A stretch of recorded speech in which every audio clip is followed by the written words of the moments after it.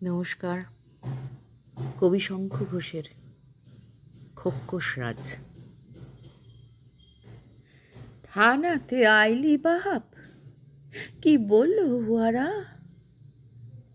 কি আর বলবে, কো এমনকি এফআইআরও নিল না একখান। কি নিল না? এফআইআর কিছু যে ঘটছে তার নালিশ তো লেখানো চাই আগে। নালিশই নিল না। না, কইলে যে ঘটে নাই কিছু। সমস্ত ডাগর মাইয়া দেখো গিয়া পলাইছে নাগরের লগে। নাগরের লগে পলাইছে? ও সোনার টুকরা মাইয়া, জল পানি পাওয়া মাইয়া, পাড়ার চোখের মনি মাইয়া, কত সাত কইরা সেদিন কইল হাসা শহরের কলেজে পড়ুম, শহরের সব চাইয়া উষা কলেজে। হাগরের লগে পলাইছে সে। দিন দুপুরে হগলের সামনে দিয়া টাইনা হিচড়া লইয়া গেল খোক্কস গুলান।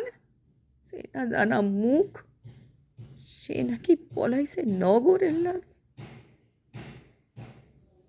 সে না জানা মুখ বইলাই তো মুশকিল মাগো। রোজই তো ঘটছে এমন। এই খান ওই খান, নেতাদের ভাইগনা ভাতিজা সব, উহাদের ধরতে পারে কেউ? শুনি না, চুপচাপ সইলাইলি, কিছু কইলি না? কইছি মা, কইছি, চিৎকার দিয়া কইছি। কইতে কইতে গলা চিরা গেছে। কিন্তু বেটা কি কয়, দুই পাতায় ইংরেজি পয়রা বড় দেখি তেজ হয়েছে তোর। বেশি ট্যাপু করলে এমন ধারায় জেলে ঢুসে দিব, জীবন বইরা 5 বিঘারও দে। যা, এখন বাড়ি যা। অন্যের ভাবনা না ভাইয়া, নিজের আখের গোছা। যা। শহরের আপুদের কাছে গেছিলি কি? গিয়া কোনো লাভ নাই। বাবুরা একদিন হয়তো শহরের রাজপথ ভইরা দিবে মিছিলে মিছিলে, গরম গরম ধ্বনি দিবে। তারপরে দায় সারা হইল ভাইবা দিবা নিদ্রা দিবে তারা। সামনে কোনো পথ নাই আর। অজাত কুজাত আমরা, জঙ্গলি মানুষ আমরা, অচ্যুত দলিত।